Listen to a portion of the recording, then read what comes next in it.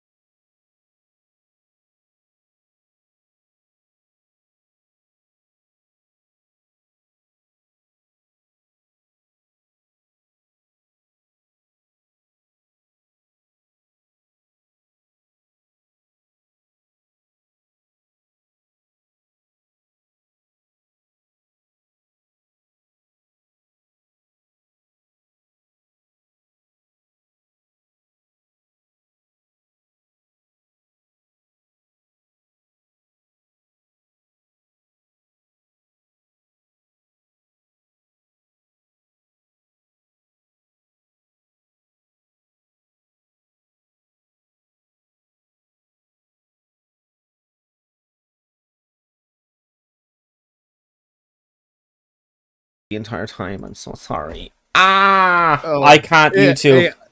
I I never do that ever. I can't YouTube. I can't do it. I can't do it. And the worst thing is Math Pig is in the live chat. And I know that he's gonna be fucking ripping into me for this now. I'm sorry. I can't do YouTube because I just constantly fuck it up. Um but anyway, we are live. Unless you've been living under a rock, you know what we're talking about tonight. Um Rage has just looked into it today, so you're kind of, but you know what I mean, your first reactions to kind of seeing the headlines and then kind of looking into it, like what has that been? Yeah, well, I mean, so yeah, I wasn't paying any attention to it, but I would see some things like kind of slip through. I definitely saw like the news lines, FBI raids Mar-a-Lago, but then I would see like some of the things that Trumpers were saying on Facebook and stuff like that. And and my reaction was like, well, whether you're a Trumper or on the left, wait until you get more information. Let's not jump the gun here. But now that we have more information, it's like we should be jumping the gun. We should be talking about it definitely. And it's absolutely insane. For one, I never would have thought they'd actually recover any documents, because I mean this has been talked about for a while. So you think if Trump is smart, he's destroyed them by now. No way in hell they're still on Mar-a-Lago, right? Yeah. No, they got 11 boxes. They got 11 boxes of documents. So it's like, how did this man ever become president in the first place? I don't get it. Yeah, dude, I don't fucking know, man. I really, really don't.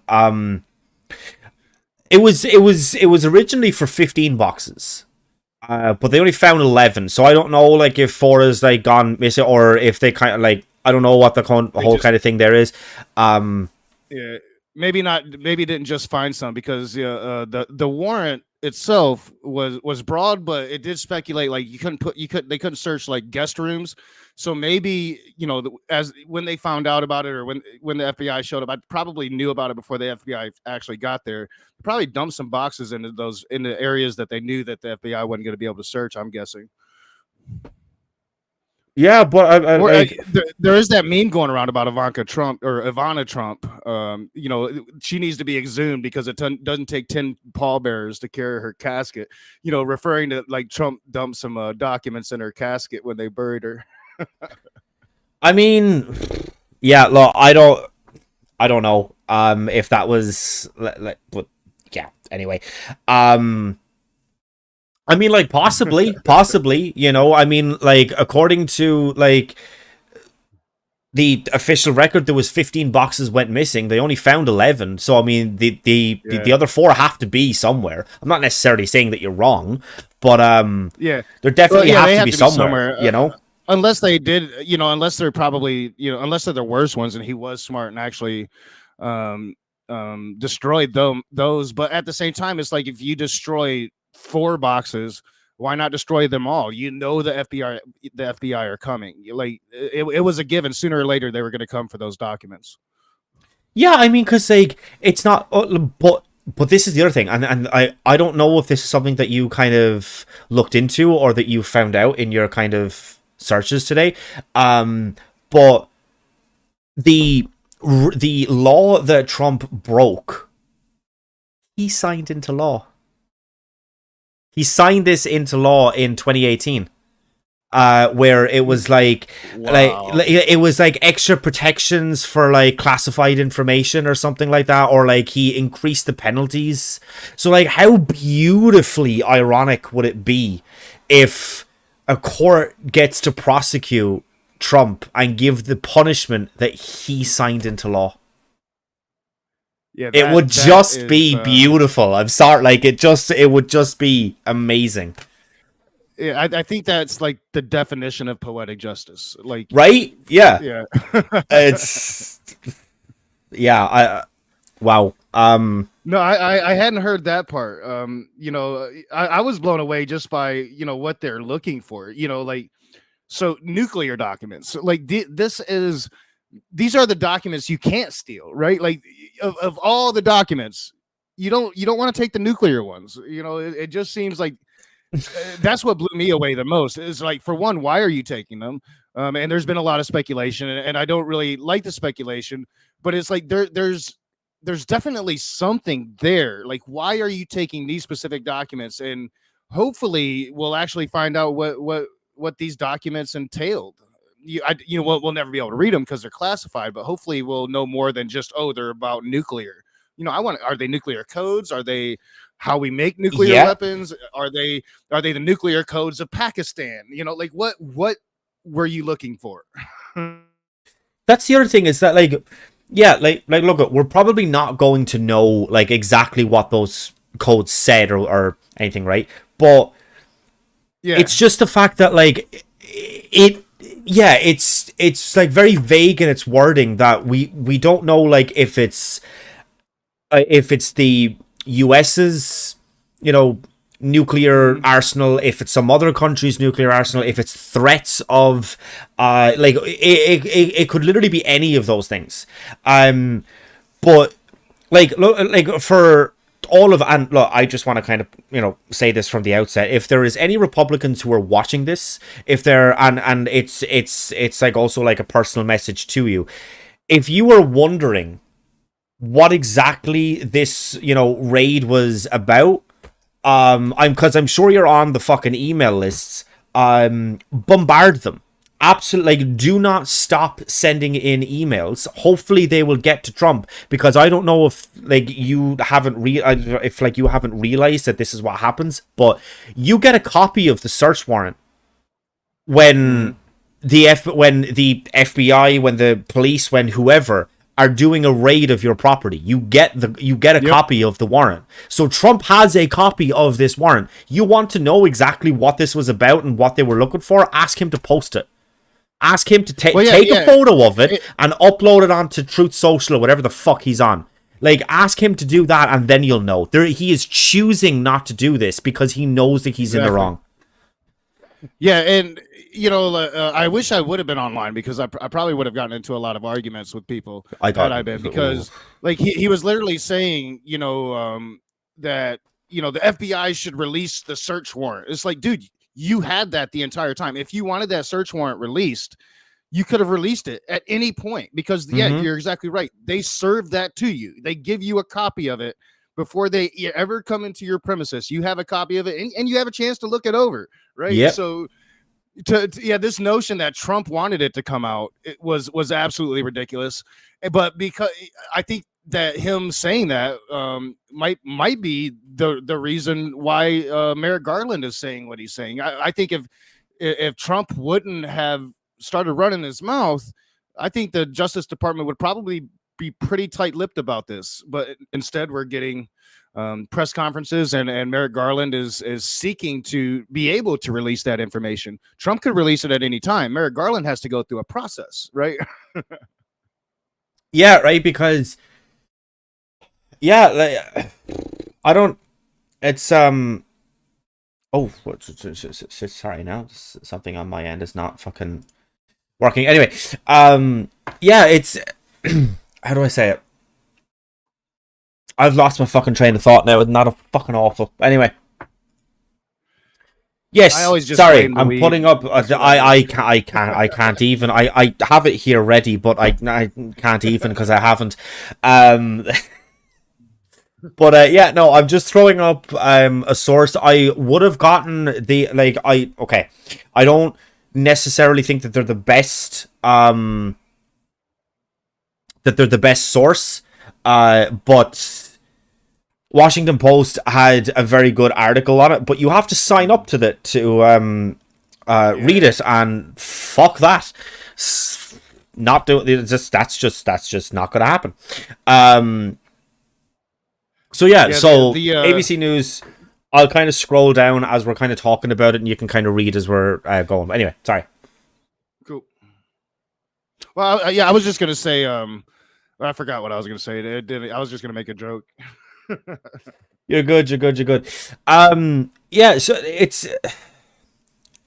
the fallout from this and the reactions from the. In fact, I'll kind of briefly go over to one of the other. Yeah, there we go. It's a tweet that I put out of like just the funniest reactions to this that I've seen so far. I'll try and make that a bit bigger. There we go. Yeah, so Candace Owens, Blair White, and Marjorie Taylor Greene. I just love this. Marjorie Taylor Greene literally tweeted out, it was just 3 words, defund the FBI, and it's just, oh my god, like the 180 shifts that they've done, like, you know what I mean? They were the Back the Blue, they were the Law and Order crowd, they were like, you know what I mean? We love our police, we're not gonna let the radical communists fucking defund them or do anything else like this, and then it's that. You know, it's just, oh god. Well, I like it that they're just actually vocally embracing cancel culture now. You know, right? Yeah. For so long, they tried to say that it was the lefties that were doing it, but yeah, it's good to see them embrace it. But yeah, you're totally right. Like, so once again, conservatives makes it hard for a lefty to be a lefty because they did it back in the day when they were attacking like corporate news media, calling them fake news, and it's like, man, you're almost right, but I can't defend you because you're wrong.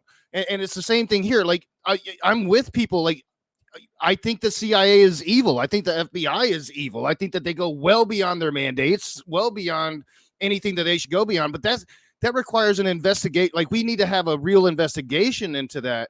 Not just defund these organizations because they're going after the person you like because he broke the fucking law. Like that makes no sense. Like if you want to do something about the FBI and the CIA, then that has to be done politically through political movements demanding it, constituents demanding it. Not, oh, we're afraid they're going to prosecute Donald Trump, so we must defund them. Or like the article you sent me, I'm sure we'll be talking about it. The Rudy Giuliani's of the world saying save the FBI, and we're just gonna raid every Biden house. Like yeah, it's one extreme or the other with them. It's just the constant. It's the constant deflection of no, we need to defund the FBI, we need to abolish the FBI, we need to oh, but what about Hillary Clinton and the emails? Oh, but what about Hunter Biden and the taking cocaine and fucking prostitutes? Oh, but what about this? Oh, but what about that? It's like, have you not stopped for even a second to think that Donald Trump might actually have done something wrong?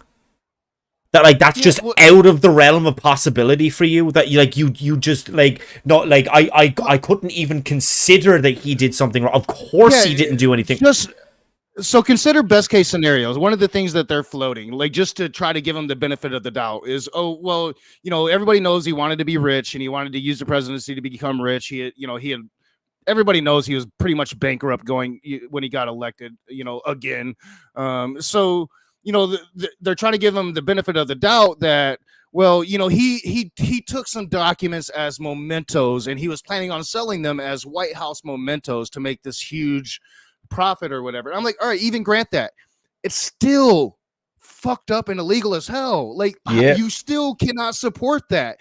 Still, if Barack Obama had done that, you would have been screaming to your blue in the face that he's going to sell that information to Al Qaeda. You have to be. You cannot be behind this, no matter what. Even if it was stuff that doesn't matter, you cannot be behind this. Yeah. It's just, like I was saying something very kind of similar to this backstage before we went live. You get the point. Yeah. That if this was Hunter Biden, if this was Hillary Clinton, if it was Obama, if it was fucking Bernie Sanders, if it was any of these guys, do you think that they'd still be saying abolish the FBI, dismantle the FBI, defund the FBI? Do you seriously think? No, it's because they're going after their guy that they don't like it. They'd want a full tilt public execution. They would be they would be cheering on. They would be going, oh my god, this is why we have the FBI. Oh my god, the fucking boys in blue, they're doing their job. Oh my god, this is fantastic. We're getting all of this stuff. Criminals are going to be held accountable. That's what they would have said if it was anybody else other than Trump. It was anybody else other than Trump. Even if it was another Republican who was a serious contender in the front run for the next general election, I'm maybe not all of them, but there would have been a fraction of them that would have been cheering them on, because it would have meant that, in their minds, Trump had a better chance of getting elected again, right? Yeah, or even if they're just the crazy ones and really believe us. Yeah, we told you Hunter Biden's laptop, FBI proves us right. I mean, there's without a doubt, if the roles were reversed, they would be all for it. And it's what makes us different than them, because I think that our side, while we do play our partisan politics, most of us individually are not partisan. We hold our own to account. Yeah, and we don't switch it up just because it's our guy. We want our guy to live up to our standards, and when they don't, then that's why you have most of us lefties and Democrats are talking shit about Biden right now. Yeah, I mean, he's starting to actually do some things, but we don't just sit quiet and support our guy no matter what. And they have proven Donald Trump right. He literally said he could kill people and they would still support him. And they just prove him right every single day. Yeah. Yeah. No, look. Yeah, I completely fucking agree with you. But as we had kind of said, there has been an awful lot of people reacting, and although you can't on stream see the actual things, I do have quite a lot of tabs open.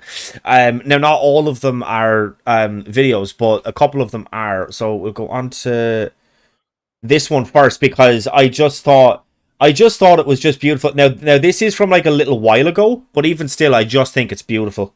President Biden, I remember the ice cream campus today to an ice cream parlor. He just exited Jenny's Splendid Ice Creams in Washington at 2:25. Emerged with 2 scoops. I'm not sure if the audience can. Should definitely be able to hear it, because I made sure that it was.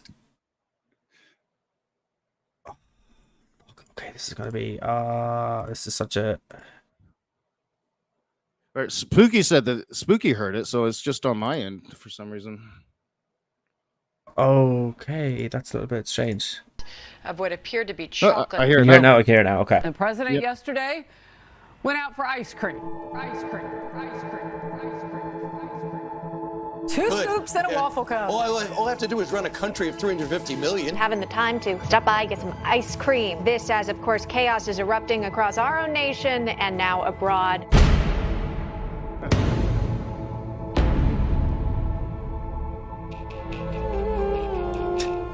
is it appropriate at this time, Vladimir Putin watching this commander-in-chief chomping on ice cream? Why is Putin doing this? Because he knows Biden's weak. Biden would rather have ice cream with somebody rather than stand up for Americans. Joe Biden's weakness, his feebleness, his love of ice cream. We've got inflation through the roof, and the White House gets ice cream. Even in the most dire crises, there's always a little time for ice cream. The world is falling apart thanks to his weakness, and Joe Biden gets ice cream. Look at that, a double scoop there. A double scoop! Joe is not fit to serve. U.S. presidents don't just hang out at ice cream parlors and then call it a day at 3 o'clock in the afternoon. That is not normal. It's also not normal for a grown man who's working a full-time job to go out on a Tuesday afternoon in January to get an ice cream cone. And a double scoop, no less. Who gets ice cream in the winter? Yeah, it's 25 degrees in D.C.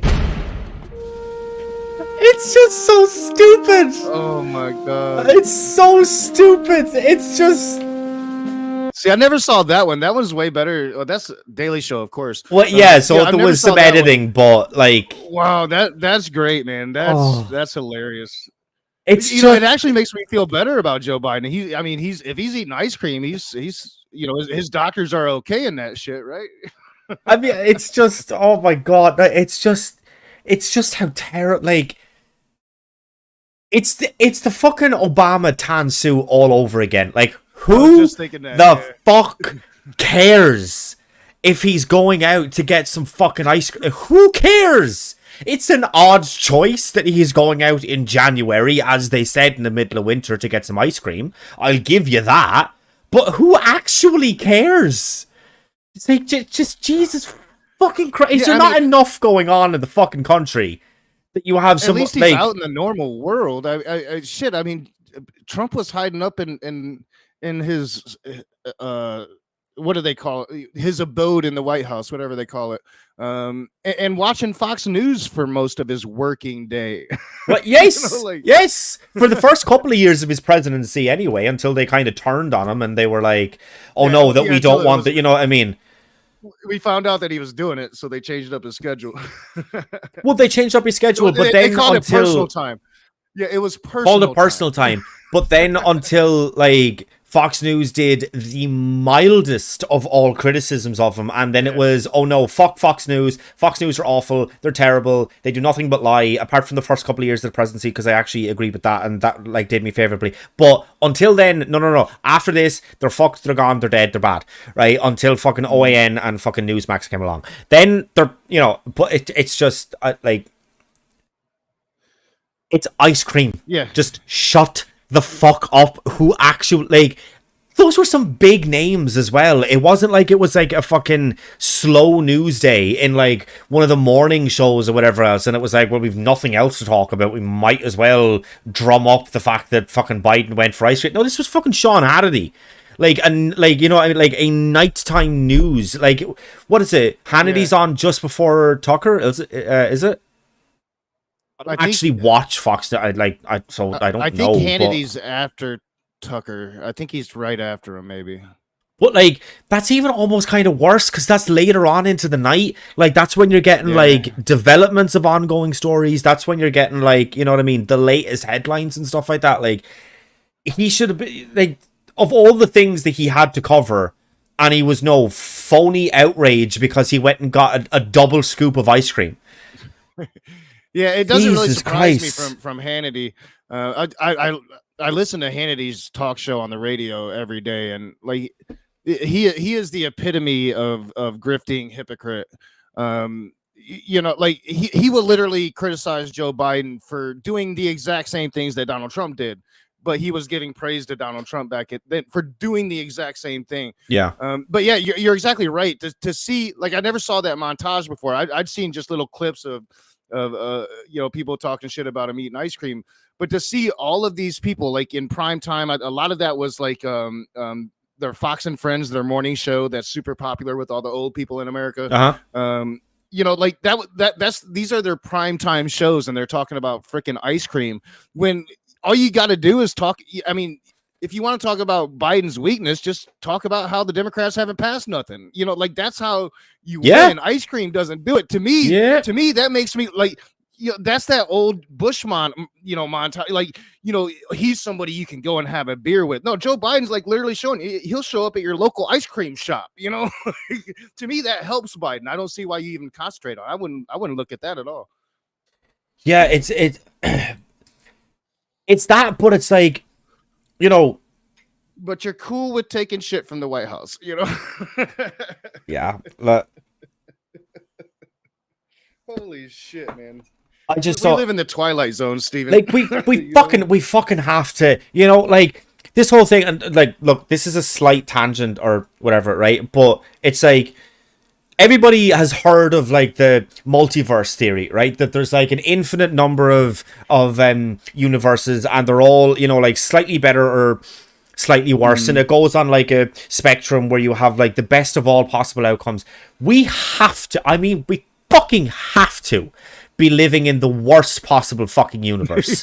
Like, just have to be. Of all the stuff historically that has gone on, like how much fucking human enslavement there was. The fact that, people with a certain pigment in their fucking skin, up until ludicrously fucking recently, were viewed as second-class citizens. Women didn't have the fucking right to vote. All of this shit. The fact that someone as obnoxiously stupid and bad at everything he's ever done in life, like Trump, can get elected and be the most powerful person on this planet for 4 fucking years. Like, this has to be the worst of all like it just, I can't imagine it getting any worse than that. You know what I mean? Like, I just can't. This world to me has always seemed shitty, but I've always been kind of like a realist, and I've always been aware of like, the world. Most Americans, they're just focused on their general areas where they live. Like I remember back in the Bush days when I tried to talk to like just normal people, my family, about George Bush, and they didn't even want to hear it back then. It's always been this mentality in America where most people just don't care. But for me, like, I've always been able to look at the world and just see, man, shit. Like, how can you look at the situation in Yemen and say, this is God's perfect world here? This is the best. This is the best that his plan could have brought us. Like, you can't look at it like that. I'm with you. I think if the multiverse exists, if we're not the worst, we're right down there. Yeah, with them, right? Definitely. We're, you know what I mean? Top 10 worst, definitely, right? And that's being generous. Like, it's okay. I was watching this documentary on Spielberg, and it got into the whole Schindler's List thing, and talking about making Schindler's List, and just noting that Schindler saved 1,100 Jews. It's a true story. He saved 1,100 Jews, and that makes him a hero, and it does, but just on the scale of it all, that's nothing on the scale of what the Holocaust was. And the fact that there is no way that we don't live in the shittiest of them all. And I want the new girl's powers from Marvel. I can't remember her name right now, but she has the power to go to all the different universes. I want to go to America the good Chavez. One, yeah, America Chavez. Yeah. No, definitely. That'd be. That'd be one hell of a fucking superpower right there, definitely. Yeah. Just find the communist one and we're good. But the real communist one, not the Stalinism one. Yeah, exactly. Right. Next up for reaction time. Now, as I have said 100 times on this channel, and as I will probably say 100 times more, if I have watched a video, I will tell you that I have watched it. If I haven't, I will tell you that I haven't. I haven't watched this. Yeah, neither have I. However, it's Tommy Lahern, and she is reacting to the FBI raid, so it's only going to be good. Like, there's no way is this not going to be amazing. TYT, they stole my soul when they named her Barbie doll Nazi. Yeah. I still, if I'm like tweeting back to her, like if she's made a tweet and I'm responding to her, I will still always put in the hashtag discount Barbie. Because she is a discount Barbie. Yeah. You know what I mean? Like, you have the actual Barbie, and then you have the dollar store version of Barbie. She costs half as much, but, you know, and yeah. Yeah, the best thing about her is every once in a while the grift lifts and like she'll say something that she really thinks and feels, like something in support of women, or one time she said something in support of abortion, and oh my God, it was the end of the world. And you know, it's like you guys have to, like, I have to tell the right. She's a grifter. She doesn't really believe the things she tells you. She just tells you them. Yeah. You know? But it's just like there is so many of these like super popular people on the right that are just like grifting pieces of shit. Like, they don't actually believe this. They're being paid to tell you. You know, like, it's why you have the fucking Candace Owenses of the world, because a white guy can't go on video and say slavery wasn't really that bad, or, you know, America was one of the first countries to abolish it. It was actually one of the last, but that's anyway. Like, they can't get a white guy to go out and do that because they're going to face unimaginable amounts of backlash. But they can get someone, you know, who is black to go out there and say that, because it seems more, you know, socially or culturally acceptable for them to do that. But like, it's just, she doesn't actually think this. She's being paid to say it. Like that, like that's the worst. Like, that should be so much more of a bigger deal than I think people kind of realize, or that they give it credit for, because, you know, we have people on the left, right? And like, I'm talking about on the left now. I'm not talking about your Democrats. I'm not talking about your people, the judges, or your Bidens, or anything else like that of the world. I'm talking about people on the left. When they go out and they say something. You mean Republicans? Yeah. I call them Republicans. They call themselves Democrats, but they're Republicans. True. Yeah. Yeah. I mean, policy for policy, they definitely are. Yeah. But anyway. Yeah. When Bernie Sanders goes out there and says something, that's what he actually believes. No one's paying him to say this. That's what he actually thinks.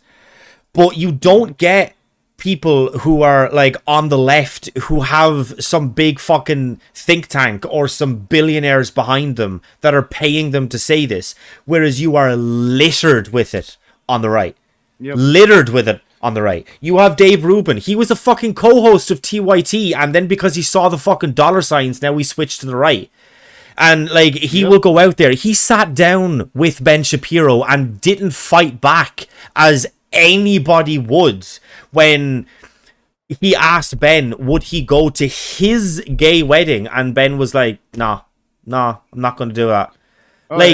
Just because it's gay. He gets surprised, like, fuck people attack him. You know, he placates all these bigots and then announces that him and his husband have adopted children, and can't understand why his base hates him for that. Like, you placate bigots.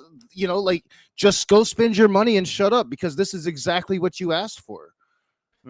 Yeah, it's well, yes, absolutely. I mean, they had to know. Like, you have to know, if you go out there and you say the things that you say as the person that you are, that when you do what's in your best interests, or to do something to improve your life, like adopting a child, you're going to get backlash from that, because that's, but the only reason that you do get backlash from it is because the people that you are speaking to in any other context fucking hates you.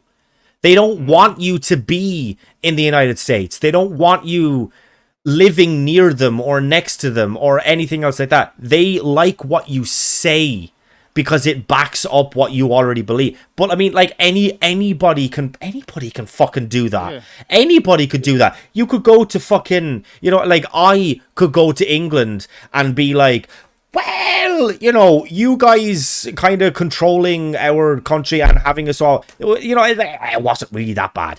If I have people paying me to say that, and then I go back to Ireland and I get fucking mad because I'm, you know, like, having shit thrown at me and I'm having people in the street call me a piece of shit, I don't get to be outraged by that. Of course that was going to happen. It's like... Yeah, it makes no sense to be outraged about it. Candace Owens is another one. Tommy Loren is another one. All of these people, even the people like that are on Fox News, like most of them, I don't think really believes the things that they say or report.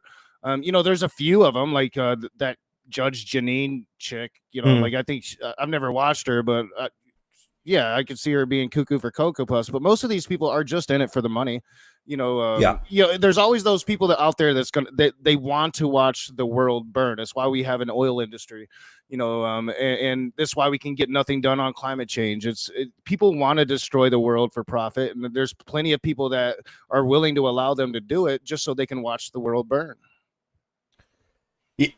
Yeah, well, look, yeah, I think that we could talk about this for quite some time. I think that I poisoned my audience by looking at a freeze frame of her stupid face for quite some time now. So let's just.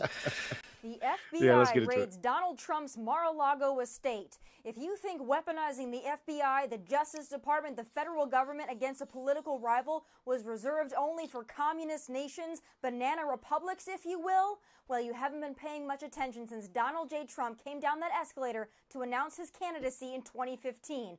They've been on witch hunt after witch hunt against him every waking moment since, and this is just an escalation of that. As part of a lengthy statement, former President... But it's not really witch hunts, though, because, like, even though the whole kind of Mueller report and the Mueller investigation and whatever else, I think that, look, an awful lot of people got their hopes up, like, way too much, almost, because, they thought, that, like, Mueller was going to be the reason why Trump was forced to leave the White House in handcuffs, right? That like that's what they kind of got in their minds, right? Now obviously that didn't happen, but the Mueller investigation got a lot of people from Trump's inner circle, and I think that people kind of like gloss over that way the fuck too easy. Like, how many times have you heard someone on the right saying, oh, well, that was just a big nothing burger, nothing happened out of that, it was a waste of taxpayer money, etc., etc., etc. It's like no, like he got a lot of fucking people for that, people who are still in prison because of the Mueller report. Like, well, yeah, and he basically punted it. I mean, he in his report, he says that Trump was clearly doing wrong and pretty much punted it to the Justice Department on whether or not to seek an indictment for it. I think he recommended not to because he's a Republican and he says there's no precedence to indict a sitting president. But if the sitting president is a traitor, just because there's no precedence for it doesn't mean you should stop him from selling the nuclear codes to Russia, right? No, you should indict him. You should get him out of office. It doesn't make any sense. But, like, that's what I was telling people back in the Mueller days is, like, don't forget, like, Mueller's a lifelong Republican. He's a Republican's Republican. Like, he's not going to, he might not like Trump, or he might find Trump guilty of things. But I never expected that he would be the downfall of Trump, because he's not gonna do anything that's gonna destroy the Republican Party. Like he's a Republican. He's not gonna do that. Yeah, no, look, absolutely true. Absolutely, like. But I mean, the position that Mueller was in, like, he had to do his job by doing that investigation. Yeah, absolutely, they got a lot of information. Yeah, and anybody that tries to say that Trump was not connected to Russia, I think, like, for one, you haven't examined what Mueller put out, but for two, he wasn't exonerated. It was just like you were never going to get Trump in direct communications with Russian, you're not going to get Trump being an asset of the Russians. What you're going to get is what we saw in real time. You saw in real time, Trump asked for help, and they're going to help, and they're going to influence the election in whatever way that they can. And we saw that actually happened. There's no like falseness there. Like, we saw it happen. It actually happened. Mueller's report reflected that. Yeah, but look, I mean, yeah, I just I just don't like the fact that people like still to this day say, oh, that was just a waste of taxpayer dollars because, you know, like nothing kind of happened or whatever else. Mr. Willis has just popped up in chat to say that he is sorry that he is late. I will forgive you on this occasion, but I mean, if it happens again, you know, I mean, like, you've been warned, basically. You've been warned. Anyway, we just to kind of catch you up, we're talking about the raid on Mar-a-lago, the outrage from conservatives. They are absolutely piss-shitting and coming all at the same time. Yeah, we are reacting to, depending on like which kind of name you like, Discount Barbie, Nazi Barbie, yeah, Tommy Lahern, despicable human being. But there we go. Let's continue. President Trump correctly noted, quote, "These are dark times for our nation, as my beautiful home, Mar-a-Lago in Palm Beach, Florida, is currently under siege, raided and occupied by a large group of FBI agents. Nothing like this has ever happened to a president of the United States before." What happened to Donald Trump is not only unjustified, incomprehensible, and reprehensible, but possibly even illegal. But do you think... What? Yeah, this is why you don't open your mouth before you have all the information, Barbie. You know, like, yeah, you probably didn't understand that this was a federal judge that signed a probable cause warrant. There was probable cause to go in and do what they did. That is the definition of a legal raid. Unjustified and possibly illegal. Jesus fucking Christ. I mean, we said it earlier in the stream. He was fucking, like, he was subpoenaed. He knew this was going to happen. Yeah. In January, he was supposed to, they gave him a chance to turn over all of this shit, not face any legal repercussions. So in January, he turns over everything. And they're like, no, you didn't turn over everything, right? So they subpoena him for more, for the rest of what's still there. He refuses to give it to them.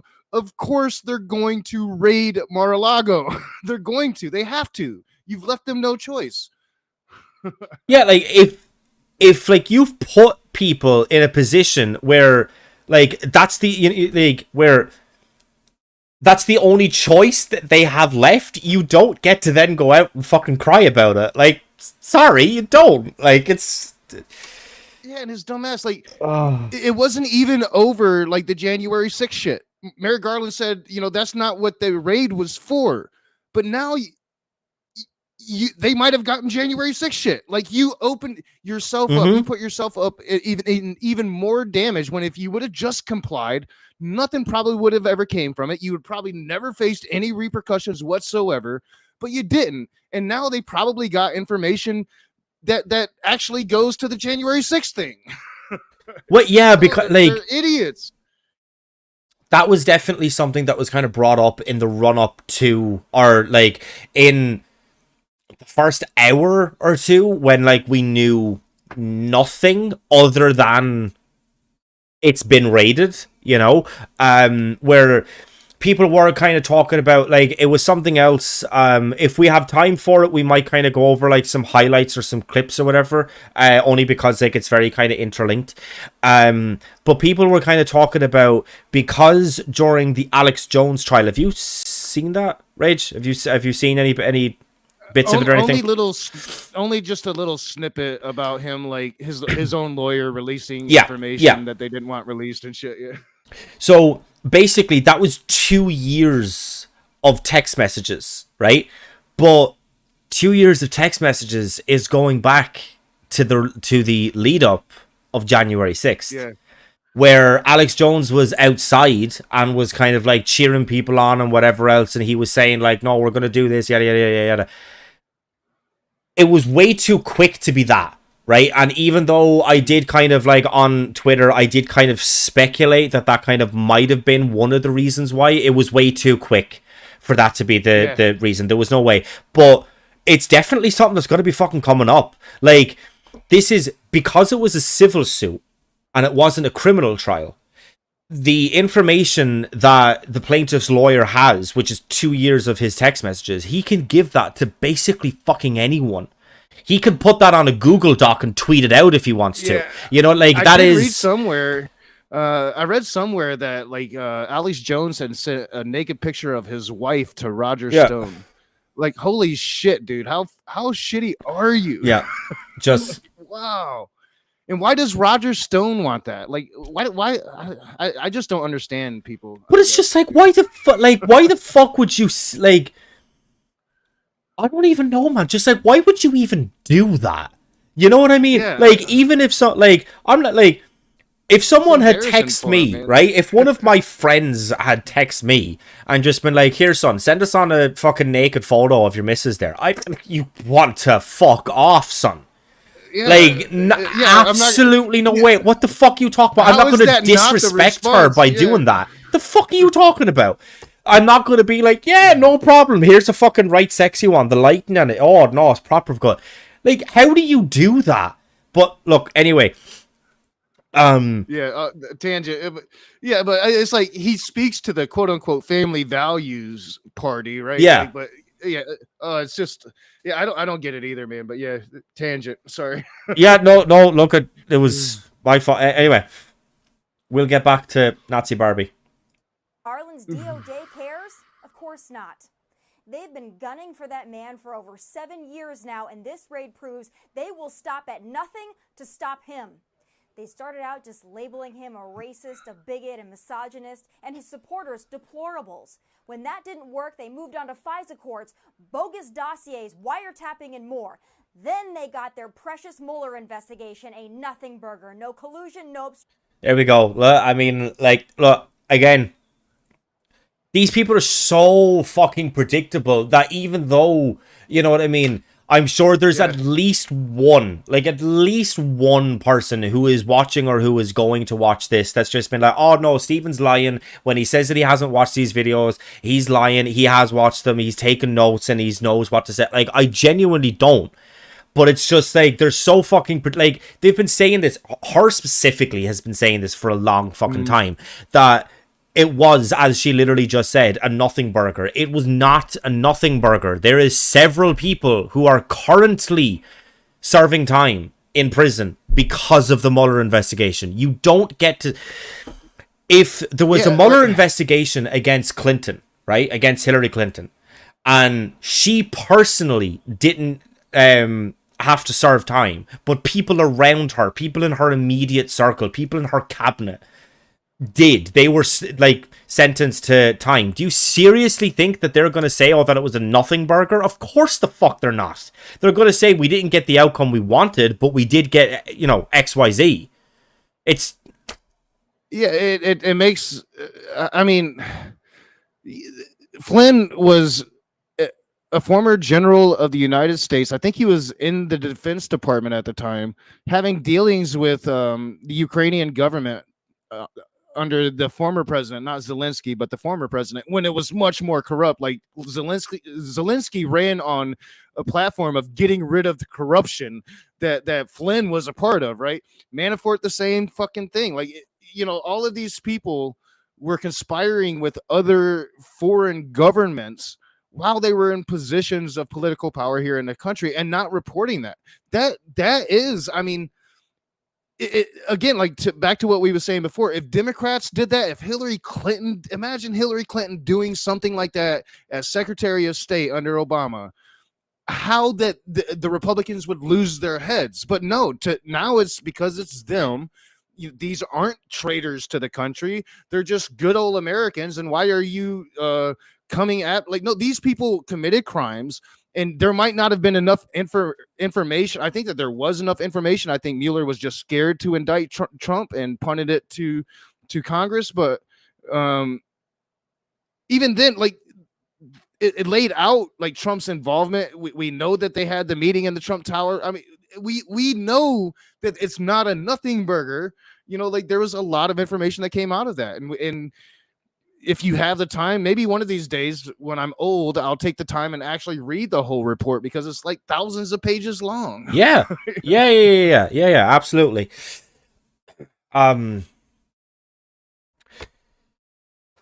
Yeah, but it's just the sheer fact that they continually say no, that there was nothing that happened here. Yeah. There was nothing at like it.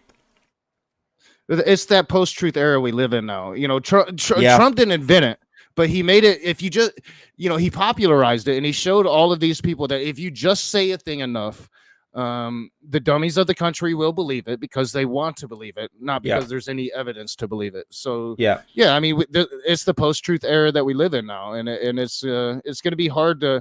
Yeah, we can't even agree on what truth is anymore. It's insane. Yeah, no, look, yeah, definitely. Yeah, I mean, there's like fucking nothing else to say. Yeah. Yeah, I mean, they are kind of getting used to that though, because they're like now they just kind of don't run away from it. They just say, "Oh, not a crime." You know, Trump takes documents out of the White House, not a crime. Defund the FBI. Yeah, look. All I can say on this is that I like for watching her specifically. I'm nowhere near high enough, so I'm gonna change that. Yeah, I've been smoking this whole time. Kind of gotta. I mean, we're watching Tommy Lahern, like you kind of have to. But anyway, no, I'm on my last little bit. I'm gonna be quitting. It's gonna suck. Oh shit, man! Really? Like? Yeah. Oh, I quit. I'm quitting smoking, everything. So yeah, I got my last little bit of weed, and after that, it's not fun times for a week or two. Shit. Well, look, I mean, you know, fair play and best of luck to you. That's all I can fucking say. Yeah. You know. Oh, I appreciate it, man. Yeah, I'm just I'm old now, and I need to get healthy. I can't be this unhealthy person. I'm gonna die too young if I don't do something. So. No, fair enough. A nothing burger, no collusion, no obstruction, a waste of taxpayer dollars. But still they kept on. Russia became Shampeachment 1, followed by Shampeachment 2. That didn't work, and neither did kicking him off all social media platforms, attempting to silence and censor him to cut him off from his millions of supporters. They vote by mail their puppet Joe Brandon into office, but that wasn't enough either. Like this whole thing about like fucking mail-in voting as well. I mean, like Republicans have won elections where the majority of ballots cast have been by mail-in voting. You don't get to say that this favors fucking Jesus. Like, I just get embarrassed, especially when this particular talking point comes up because, right, as if anybody, you know, who's watching or who is subscribed, especially subscribed, doesn't know already. I'm Irish. I live in Ireland. Okay? I know that just because of the sheer nature of what is literally involved, counting mail-in votes takes a little bit fucking longer because it's not on a computer and it's not instantly registered. You need a team, hundreds, thousands of people to count all of these votes. So it takes time for this to trickle in. That doesn't mean that there's, you know what I mean, corruption. It doesn't mean that it's unfair. It doesn't mean that it's like, oh, well, Trump won a certain state in a landslide and now because of all these mail-in votes, now Dark Brandon is starting to run. Like, dude, shut the fuck up. Yeah, well, it's classic projection. Of course, the party that actually tries to steal elections and has actually stolen elections is going to claim that the other party is the one that does that. And what I'm referring to is 2000. They stole that election from Al Gore. Al Gore won Florida. He won Florida. There's no doubt about it. They stopped the recount because they knew he won Florida, and the Supreme Court, Trump, Bush's daddy's Supreme Court, pretty much stole that election. This is the party that steals elections. Mm-hmm. And they're afraid of mail-in voting becoming popular or becoming like a normalcy, because they understand that if people actually had access to vote, that silent minority that the Republican parties have ruled under for the last 70 years, it would be gone. Because people don't go vote. They don't go vote because they don't want to go stand in line. A third of the country does. A third of the country does. 2/3 of the country doesn't. If you take that option away, if they don't have to go stand in line, Well, Republican Party would not exist. It would not exist. It would be if they wanted to continue to exist, they would have to come back to the middle because everybody's voting. Yeah. Nobody's you can win with when it's only a third of the country voting, you can win with very extreme political ideas. Yeah, look, yes to everything like that you've just said, absolutely. I've said this previously, and I kind of just want to kind of say it again. I genuinely think, give it 5, maximum 10 years, and the Republican Party is fucked beyond belief. Because I personally think that when it comes to things like organizing, like protests, like advocating for change, when it comes to political involvement, Gen Z is one of the most progressive, it's the most progressive, but it's one of the most politically involved generations that I think I've ever fucking seen.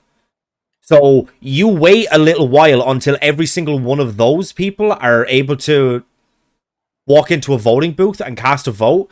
You're fucked. You're fucked. Because the vast, overwhelming majority of them are ridiculously progressive. Ridiculously progressive. Yeah. So you wait until it's their time. Dunzo. Well, even the Generation X generation, I think we called ourselves like the outcast generation. We all just like straight up rebelled against our parents. It was insane. But like, they're afraid to hand over power to us right now. The baby boomers are holding on to power, and it's outrageous. We've never had presidents this old before in the history of the country, and now it's back to back. We're having these very ancient old people holding on to power. They're not wanting to give it up to the next generation. But I agree with you wholeheartedly. I think given the natural course of events, you give it 5 to 10 years, unless they just go outright against their political donors and against the business class and become that grassroots party for the people, the working people that they could become, because the Democrats have kind of abandoned that.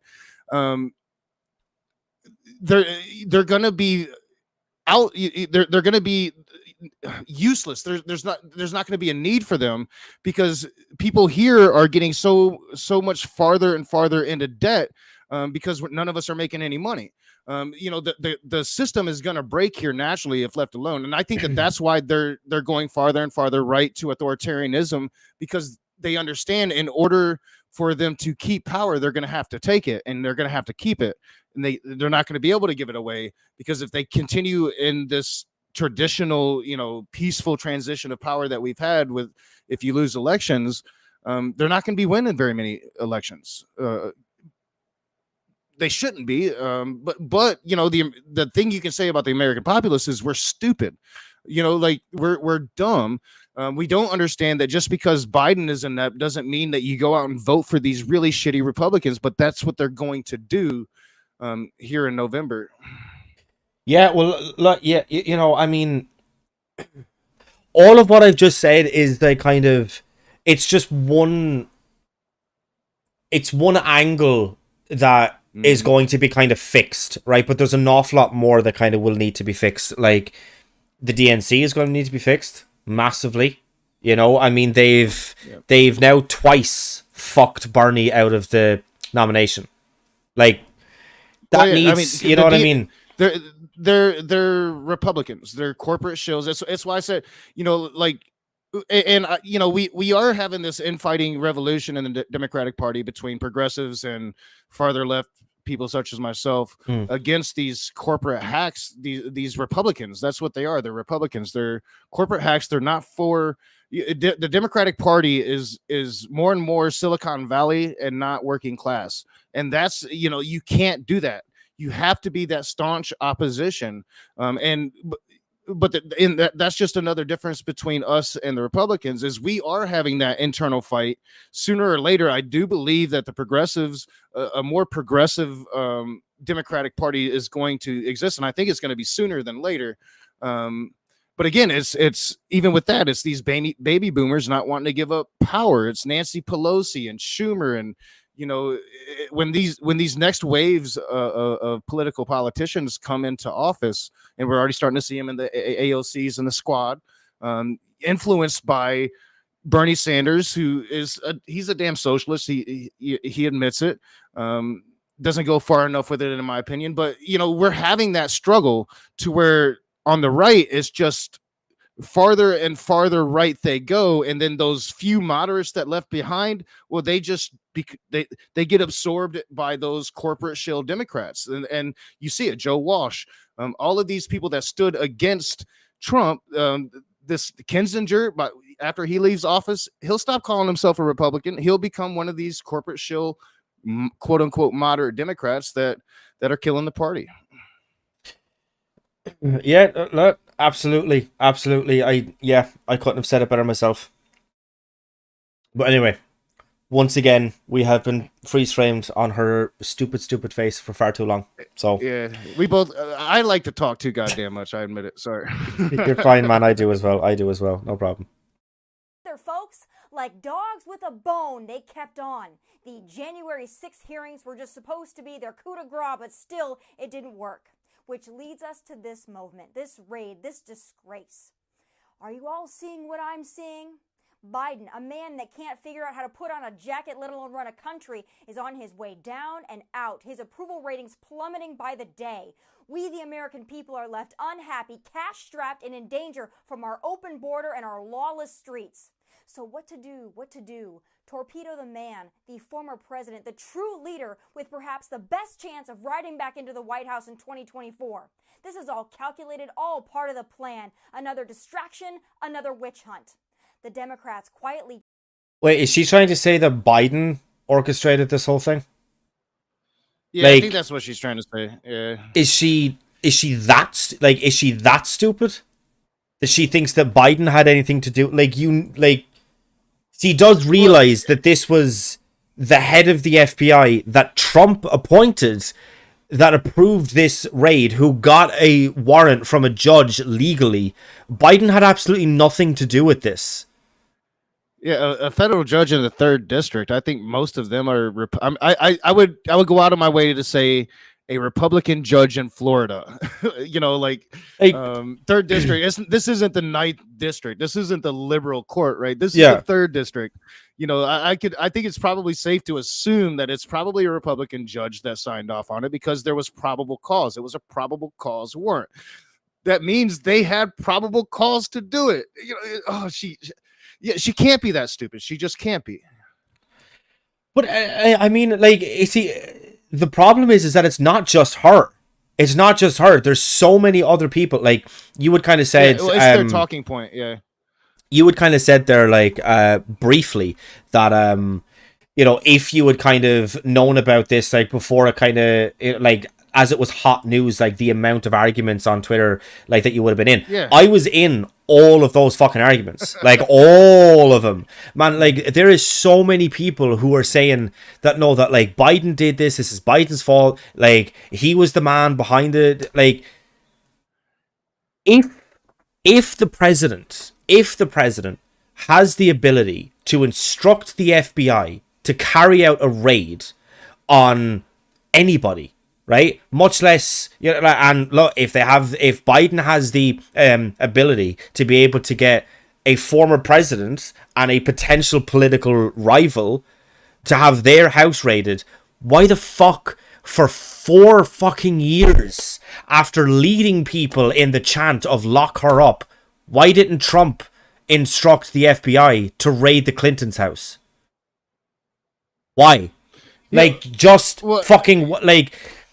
If they actually have that ability, which of course they don't, but if they did, why the fuck didn't he do that? It just makes no sense. And we know he tried to do shit like that, and they pretty much told him, hell no, I'm not sacrificing my career for that. You fire me and hire somebody else that would do it. And he was pressuring Barr, but again, it's classic projection, right? You just nailed it right there on its head. They were literally that's what they wanted Trump to do. They wanted Trump to force his Justice Department to go and arrest Hillary Clinton. They were mad when he didn't do it, right? And he probably tried, and they told him, like, no, we're not doing that. Like, what the fuck are you doing? You shouldn't even be here right now. Some type of shit like that. Like, I could totally see that happening, but that's what they do. They know what they do, and they know what they've done. They just pretend to be ignorant of it, like they have no memory at all. That, yeah, just 4 years ago, they were chanting, lock her up. They wanted the president to lock up his political rival. And I think I just don't see Biden doing that. Like, I don't think Biden went to Merrick Garland. I think, if anything, Merrick Garland probably feels pressure to do this because of the January 6th committee. Like, I think if the January 6th committee doesn't happen, this raid never happens. Yeah, no, true. There's just so much, but like literally just to say that this had anything to do with Biden is just the most. Yeah. It's just the most brain dead take that I've ever heard. Like, it's just so stupid. And if so, you're supposedly a journalist, right? Like, I don't think they claim to be journalists, which is one of the major issues of Fox News, but whatever. But like, you have the resources. Like, so if you think that that's the truth, do the investigation. Be Bob Woodward, get the evidence. If you don't have the evidence for it, you shouldn't be able to go and espouse to millions of people that this is like the truth. It's not. You get the evidence or shut up. Like, you're just talking out of your ass. Yeah. No, definitely. I just, yeah, let's. I'm bordering on being in physical pain, so we're just gonna burst onto it. There's not too much left of it, thank fuck. Cheered by rhinos are once again trying to end Donald Trump because they are so terrified he's going to run and beat their socks off in 2024. And they are weaponizing the FBI and the DOJ to do it. This is bigger than Donald Trump and Mar-a-Lago, folks.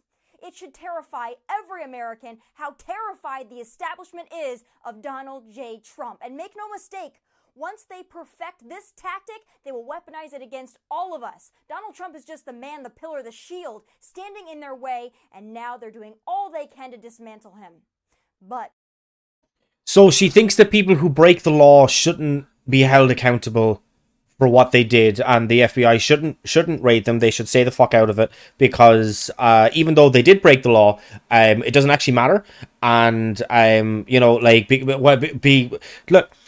If this was Trump, like, are we then able to say, oh, well, that, like, Trump was so terrified of Biden winning that's why he orchestrated a raid against Biden? Like, no, that's stupid. It's fucking brain dead. Biden, so far, look, almost every single U.S. president, Democrat and Republican, are war criminals. So they have broken, they're not exactly fucking squeaky clean. But Trump objectively broke the law, so he just shouldn't be held. See, he shouldn't be held to account. I thought that you guys were the Law and Order party. I thought that you guys were the Back the Blue. I thought that it's just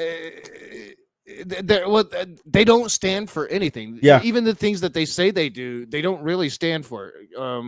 But you're exactly right. Again, like, Trump literally dropped Moab, the mother of all bombs. The deadliest bomb we have that's not a nuclear weapon. He just dropped it so he could watch it go boom, killed innocent people.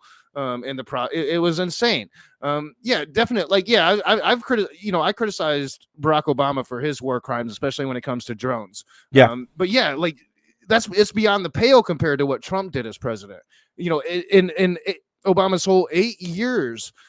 Doesn't compare to the 4 years of atrocities that Trump committed. But again, also right there, again, we had just other classic projection, like saying that they're going to use this to now come after Trump supporters, when in fact they're the ones that are going after American citizens over ideology, right? Like, they're the ones that are talking about locking up women for getting abortions or going to other states to get abortions. They're the ones that literally are trying to change the law to go after American citizens, but saying, oh, well, that's what we're trying to do. Of course, it's It's just disgusting, and it's all they've got. That's all they've got is to cry wolf.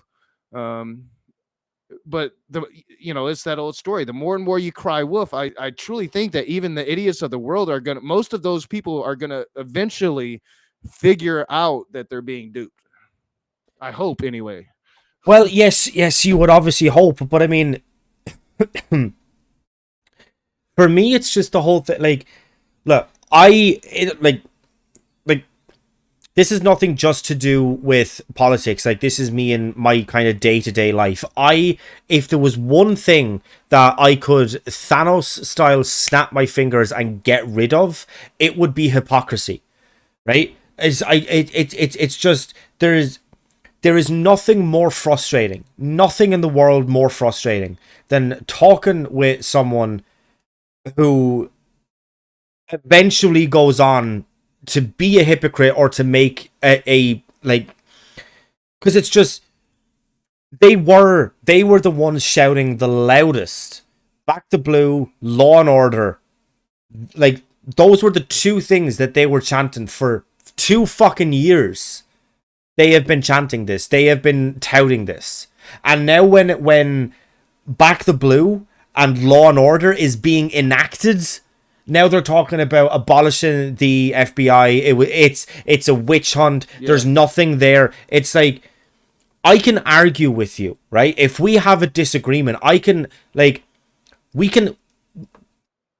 hash it out. We can have our disagreements. We can do all of that. But if you turn around and, 5 minutes after kind of saying, well, yeah, I'm in favor of like a universal healthcare system, but well, there's also all these downsides to it, so maybe we should kind of stick to the system we have now. If I'm arguing with someone like that, like, where the fuck do you go? Yeah, because if I start then to respond to that, how the fuck do I know that they're not going to change their fucking position again 2 minutes down the line? Like, there's no point in arguing with someone who is hypocritical. If you could stick to your fucking principles, which is what every single one of them should have done. It's what they should have done. It's like they've been shouting law and order, law and order, law and order. As soon as this happened, they should have been, well, I mean, this is literally what we asked for. If Trump did something bad, if he broke the law, we're the law and order party. So, hey, we're like not exactly maybe kind of washing our hands, but we're steering clear a little while. Yeah, they're hypocritical even as they do it, because even as they were screaming the law and order, especially during the BLM protest and all of that shit that was going on. At the same time they were saying all that shit, they were rooting for Eamon Bundy to kill cops, right? When he took over the federal building in Washington, they were rooting for him to take out those cops. They wanted to see a gun battle. They wanted to martyr him and make him a hero forever, just like they did with Rittenhouse. So even as they claim law and order, in the very same breath, they're just being hypocritical as fuck and saying, yeah, Eamon, kill cops. There's no point in arguing with them. They can't stand firm in their positions. They flip-flop, just their positions aren't rational. There's even when you speak to them rationally, they won't agree. Like they won't give you anything. I found that out since I started talking to people on the internet. Yeah. It's just like the other side just won't give you anything on these things. Having an abortion conversation with somebody that is as smart as Cerberus Hex, and he won't budge on the minutest of things, unless it's hard. You can't argue with them. But they've kind of put themselves in a position where you kind of where they have to be hypocritical. Because they've kind of aligned themselves with Trump so much, and they've kind of said all this back the blue stuff and whatever else. If you kind of even take Trump out of it, if you just look at the Jan 6 insurrection, how many cops died that day? Oh yeah. How many laws were broken that day? They're the ones, again, I know I keep saying it, but keep in mind, this is the law and order party. where they went in with rope and with zip ties intent on kidnapping people. There's another law broken. They were outside with a literal fucking gallows chanting "Hang Mike Pence." There's another crime. They did all that the entire day. How many fucking laws were broken on that day? And they're still now saying, "Oh, well, First off, right, in the first couple of days since, there was a number of them out there saying, well, no, it wasn't actually MAGA people. No. It was Antifa, and it was the left. Oh, yeah, they still say But now they don't. Yeah. But when it came time for an investigation into it, well, no, you see, we don't really want an investigation, you see, because I know that it was Antifa, so what's really the point in doing an investigation if we already know? And then when the actual trials happen and a lot of fucking shit is uncovered, it's like, well, no, you see, there's nothing really to kind of see here, so we're just not really going to talk about it because it makes us look bad. Law and Order Party, you're a fucking joke of a party. Yeah. Not that the Democrats are too much fucking better, not that they have broken nearly as much fucking laws as they have, not at least in recent years, but they are literally a joke of a party. They try and come up with all these slogans with all of these kind of things that they're gonna fucking, stick to themselves. But as soon as the first opportunity comes up where something happens to a person that they like that goes against what they have called one of their principles for the last however long, they instantly abandon it, and it's like, no, person I like is innocent. It's just ridiculous. You should be fucking how you're just not ashamed. I just genuinely don't know. I don't understand it either. I watched the I think it's a Netflix documentary, but I believe I watched it on HBO Max. But it's like the January 6th documentary where you get all the footage. I think it was the director that came into the hearings or whatever. And yeah, dude, I watched it live, right? I watched it live and I knew that it was messed up. And I've seen all the January 6th hearings, but until I actually watched that documentary and saw that inside footage, I didn't know how crazy and close it was. They got their hands on actual senators and probably at that point would have probably killed any senator that they got their hands on, right? By the time they finally made it to the inner sanctum. So, I mean, it was a much larger in scope than I ever thought it was when you look at that documentary and all the people that had stormed the Capitol. And you're right, because these are the people that bitched about civil rights protests for the last 2 years. People just simply asking for police not to shoot them, right? Or reacting to police killing citizens.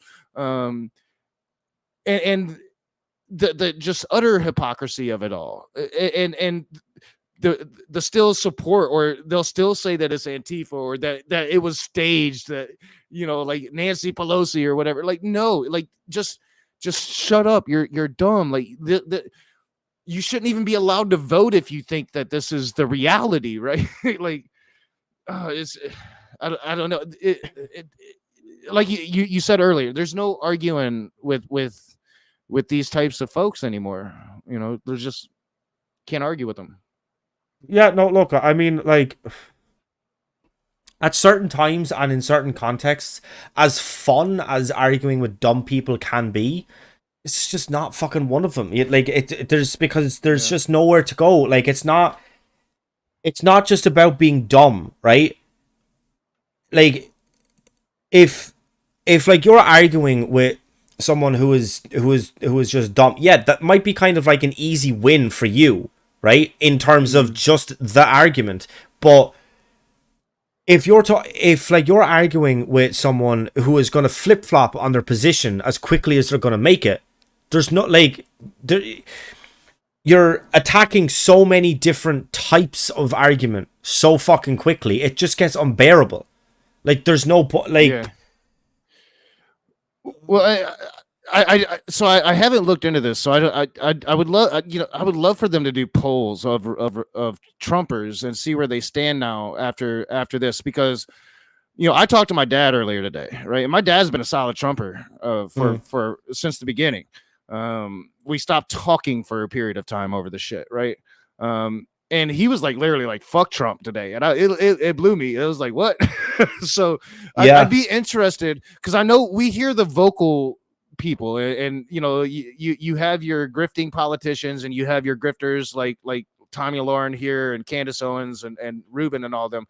But I wonder how many of the normal Trump voters that have been supported up to this point are like, I just can't anymore. Like that's just too much. I think that there's got to be a lot of those people, and I think that this could be the end of Trump. Like even if he doesn't get indicted and he tries to run again, I think that this is going to open it up for DeSantis, and I think DeSantis scares me more. I really do. I think DeSantis is going to win now, and that scares the shit out of me.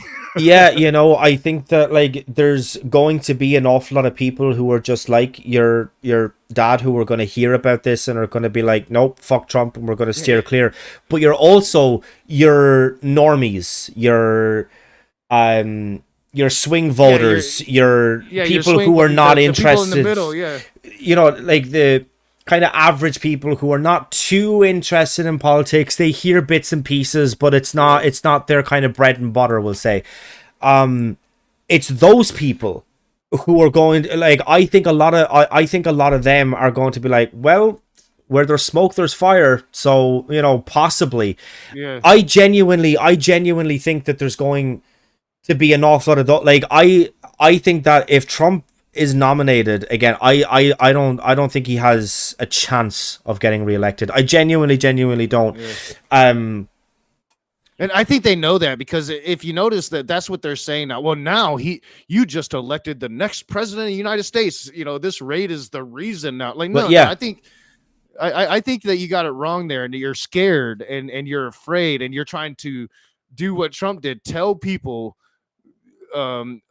both there's no way he can get elected now. I don't think, you know, he'll get 13% of the vote, right? Like he'll get that 13% of those QAnon crazies that we see on Twitter.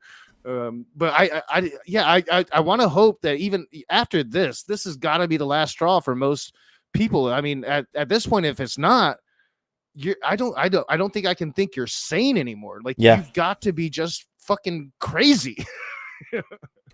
Yeah, like I just, again, look, it's just total and complete fucking hypocrisy. If you even consider voting for Trump again after all of this has happened, and you still want to go out there and chant law and order, like it's not that not that I think that, okay, it's not that I think that stupid people shouldn't be allowed to vote, but there's been an argument. It's been proposed. This has been said before, where access to a voting booth should be like guarded by an IQ test. And I'm not opposed to it, but fucking it help. You know, Jesus Christ. Because it's just like, how can you possibly say you are still in favor of law and order if you then go out and unironically vote for Trump? You just can't. It's the most basic, obvious. Nah. I agree. Like, I think 15 years ago, I would have been like totally, you know, without a doubt, no, you can't do that. I mean, everybody should have the right to vote. Yeah. I mean, you know, we look at what, you know, they did to black folk for so long, and you know, with the quote unquote reading test that they had, where it was basically an impossible test that nobody could pass, you know. But like, now that we live in this post-truth era, now I think that I don't know. Like, I don't think that I can say definitively yes or no if I'd be for it, because I think there'd be really good arguments for both. Yeah. No, look, it's definitely not a fucking, you know, it's not a flawless idea. But I'd consider it. Yeah, but literally just the fact that people would actually consider it, I don't know. Anyway, we've got about 30 seconds left to this, and then we have one more thing to look at. So let's power through. If these snakes think this raid, this hit job on Trump, is going to somehow make his supporters turn against him? Well, they are as stupid as we thought. This is only going to cause the MAGA movement to dig in deeper. We aren't going anywhere, so strap yourselves in and hold on for the ride. From Nashville, God bless and take care. Okay, well, that was awful. I mean, your father literally fucking proved her wrong in the last statement that she made there. So, yeah. The cognitive dissonance, again, it's not even really that though. Like we pointed it out, it's just grifting. It's just like she don't believe none of this shit, you know. Yeah, I just want to share. Everybody who knows me knows that I'm a massive fan of Vosh. I just want to fucking share this because it's an absolute fucking doozy. Yeah, if you're a conservative and you're having a tough time processing unannounced FBI raid on Mar-a-lago, just pretend that the FBI is 12 cops in SWAT gear and the Mar-a-lago is in an apartment occupied by a black woman whose best friend's brother once smoked a joint block over. Absolutely, because this party has not exactly historically been against no-knock raids or no-knock warrants or anything else like that. So it's the same thing, but now it's happening to you and you don't like it. Like Vosh is one of my favorites. Yeah. You know, a lot of people back in his, you know, back in the day, he was a lot more controversial than he is now. He's still controversial. So yeah, he said some things back in the day that a lot of people hold against him, and he's totally changed his position. He's a human that's grown. He's become one of my favorites. And yeah, he's usually he has a talent for pointing out the obvious in a way that should be obvious, but once you read it, you realize, oh yeah, that's obvious. But Vosh has a way of putting it into words. And yeah, he's spot on right here, and you're spot on. They only have a problem when it's their rich billionaire. You know, like they don't have a problem when it's some person in the ghetto, when it's Breonna Taylor. Yeah. They just want her family to shut up. Yeah, but look, I mean, just to kind of be like a little bit kind of self-indulgent and self-promotional just for a moment, this is what I also tweeted out on the day of. Like, but genuinely though, like, do they actually think that FBI raids just happen? You know what I mean? Like, as I kind of say there, like, that it's a slow Monday, there's not much going on, and so just for funsies, they just raid Mar-a-lago. Like, is that, like, it's just, oh my god, it's just... It's the dumbest thing ever. Like, yeah, I think that they think it's the deep state. You know, they're trying to stop their billionaire guy who's going to destroy the deep state and make them all billionaires. It's they live in fantasy land. Yeah, but it's insane. Yeah, and look, just in the interest of kind of not necessarily powering through, but just kind of naturally progressing. There's also now this. Rudy Giuliani promises a revenge raid of Biden's house if Trump wins in 2024. So this is not actually about... Look, I know that I obviously already had this source kind of there, like, and ready to go and whatever else. And it's not necessarily that I've been kind of, like, ultra kind of, you know, honing in on the whole kind of law and order thing. But, again... This is the Law and Order Party, and they're now talking about doing a revenge raid just because they can. So which also doubles down on the idea that they think that Biden was behind this. They think that Biden orchestrated this entire thing, because what he's saying is that if Trump does, by some fucking miracle, win again, that he can just orchestrate, that he can be the one, you know, puppeteering the FBI into raiding someone's house. Like, it's just... And the worst, the almost worst thing about it is that, like, Rudy is a fucking lawyer. He knows, he should know that this is what, that it's like... That's the process that you go through. The FBI organizes a raid. They get the warrant from a judge, and then they carry out the raid. So what does he think is going to happen? That Trump is just going to somehow skip those first two stages and just contact the fucking head of the FBI, which again he put in there, and then just tell them to raid Biden's house. Like what? Yeah, there's just so much wrong here. It's insane. So Rudy Giuliani is basically admitting that Trump is going to put in stooges in positions of power that's going to allow him to use the Justice Department at his will. So that's one. For two, like Rudy Giuliani should be in jail. Anybody else, like if I went into a bunch of courts across the country and told a bunch of freaking lies, I'd be in jail. The only reason he's not in jail is he's Rudy Giuliani. He's got political power and he's rich.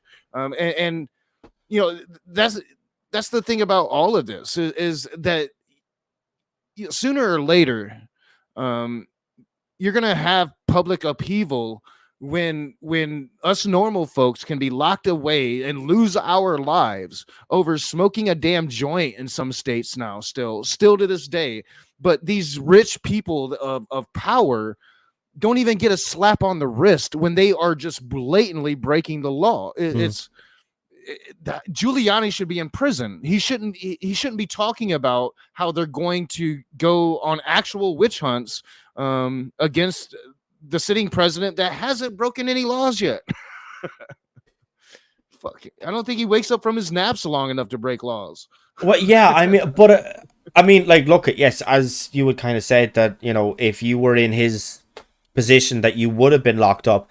If I was in the position where Sacha Baron Cohen, in the process of doing a movie, got me into a situation where I was in a hotel room alone with someone I believed to be underage, and then was caught mid taking off your pants with your hand down it, I'm sorry, I'd be fucked as well. Anybody would be fucked. Anybody. But because it's him, somehow he's still fucking walking around. It's like, I obviously know that nothing happened. They were in the process of making a movie. They had people in the background to kind of make sure that nothing actually happened. But the point is that, like, there was like, you can prove intent there. He was intending to do something. Yeah, it should at least be probable cause to you know, like, so the QAnon folks think that Democrats have some satanic cabal where we're stealing children all across the country, selling them into sexual slavery to the powerful and elite. And here you have somebody that was shown to be one of those very people, but you know, cool, he's a Trumper. We're not talking about him. You know, it's like, again, the utter hypocrisy of it all, you know, like. Yeah, but sure, look at fucking Matt Gaetz. Yeah, exactly. Yeah, look at Matt Gaetz. All like that. It's what's his name? That Roy Moore dude that was running for Senate in Arkansas, I believe.